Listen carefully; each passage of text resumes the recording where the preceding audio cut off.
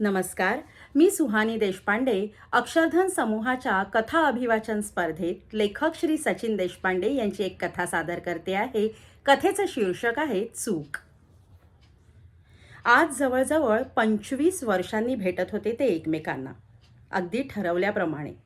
25 वर्षांपूर्वी याच दिवशी जेव्हा त्यांच्या घटस्फोटावर शिक्कामोर्तब झालं होतं, घरातून बॅग घेऊन बाहेर पडताना ती म्हणाली होती त्याला, एकदाच भेटू आपण आणि प्रामाणिकपणे सांगू की आपण घेतलेला निर्णय बरोबर होता की चुकीचा होता.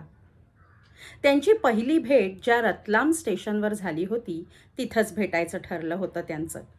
ठरल्याप्रमाणेच अजिबात एकमेकांना कॉल न करता, एकमेकांशी कॉन्टॅक्ट करायचा बिलकुल प्रयत्न न करता दोघंही आले होते आणि एकमेकांना बघून भावचळलेही होते.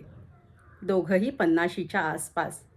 त्याची दाढी वाढलेली, तिच्या डोळ्यांवर चष्मा आलेला, पण आता पूर्वीसारखा तिचा हात आपसुकच केस सावरायला गेला नव्हता की त्याचा हातही गेला नव्हता शर्ट नीट इन झालाय का नाही ते चेक करायला.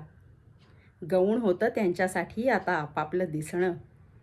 महत्त्वाचं होतं ते फक्त तिथं त्यावेळी एकमेकांचं असणं. खूप गप्पा मारल्या दोघांनी, अगदी त्यांच्या आयुष्यातल्या मांडू फेजपासून ते फक्त भांडू फेजपर्यंतच्या. म्हणजे तुम्मा गए हो नूर आ गया है पासून तेरे बिना जिंदगी से कोई शिकवा तो नहीं पर्यंत आले होते दोघे. खूप जुन्या आठवणींची उजळणी झाली, जुने किस्से रंगवून झाले आणि निघतानाची, निरोप घेतानाची एक जुनी मिठीसुद्धा झाली. तिचा नवरा आला होता साधारण 3-1 तासांनी तिला न्यायला. नवऱ्याबरोबर चालत जाणाऱ्या तिच्या पाठमोऱ्या आकृतीकडे बघत राहिला तो, स्वतःच्या भरल्या डोळ्यांना दूषणं देत तिची पाठ दिसेनाशी होण्याआधीच डोळ्यातून धुसर केल्याबद्दल. तरी मी तुला सांगत होतो की तो नाही येणार म्हणून. उगीच 3 तास मूर्खासारखी वाट बघत बसलीस त्याची त्या बाकड्यावर. लांबून लक्ष ठेवून होतो मी तुझ्यावर. वेड्यासारखी एकटीच बोलत काय होतीस, हसत काय होतीस, हातवारे काय करत होतीस. अगं येणारे जाणारे सगळे बघत होते तुझ्याकडे. पण मी म्हटलं जाऊ दे, होऊ दे तुझ्या मनासारखं एकदाचं, जिरू दे जरा खोड. म्हणून मग तू सांगितल्याप्रमाणे 3 तासांनीच आलो तुला न्यायला. अगं कोण येणार आहे असं एक्स बायकोला भेटायला? काही सेल्फ रिस्पेक्ट आहे की नाही?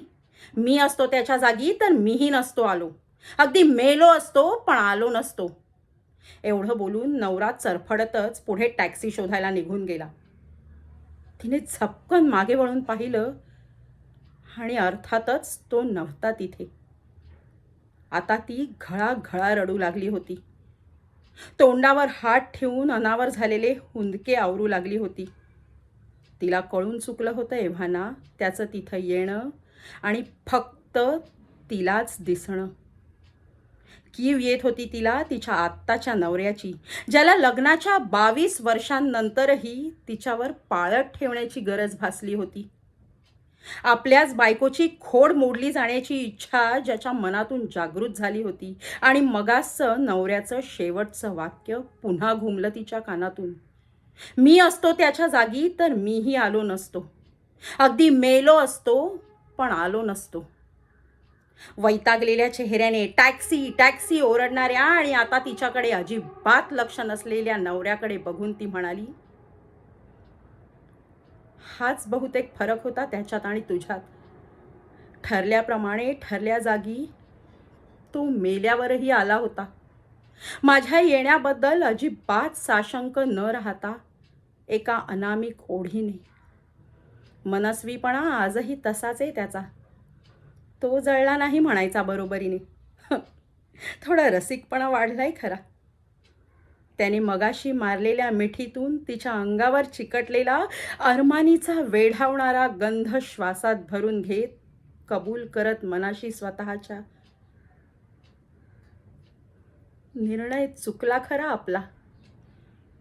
आणि जाऊ लागली ती टॅक्सीपाशी, जी थांबवून पुढे ड्रायव्हरच्या शेजारी जाऊन बसला होता तिचा नवरा. हलकेच मान हलवून स्वतःशीच खिन्न हसताना मनातून एक लकेर उमटली तिच्या. प्यासी हूँ मैं प्यासी रहने दो, धन्यवाद.